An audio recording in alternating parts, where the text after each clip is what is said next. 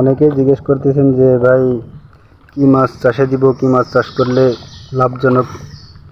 তো আমি বলতেছি যে আমি যতটুকু বুঝি, শুধু এক পদের মাছ ছাড়লে আপনি কখনো মাছ চাষে লাভবান হতে পারবেন না।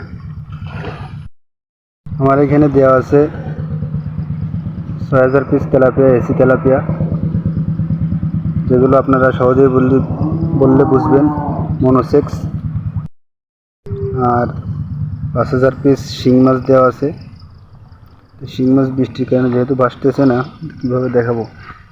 আর ধানি পোনা দেওয়া আছে, ধরেন রুই মাছের যে ধানি পোনা দিয়েছি ১৭০০ পিস। আর বড় কিছু মাছ ছিল, ধরেন ৮০০-৯০০ পিস মাছ ছিল, রুই মাছ, মৃগে মাছ, কিছু কাতলা মাছ। আর কাতলা মাছ ছোটো দানি পোনা চাষে দিয়েছি, ধরেন ৮০০ পিস দিছি। আমার বন্ডলের সাইজ দেখুন, মাশাআল্লাহ খুব সুন্দর সুন্দর সাইজ, দেখার মতন সাইজ দেখেন।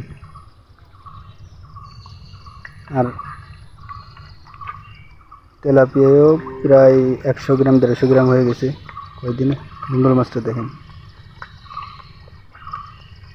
গ্লাস কাপ প্রায় কেজি ৮০০ গ্রাম ৭০০ গ্রাম এরকম সাইজ রয়ে গেছে।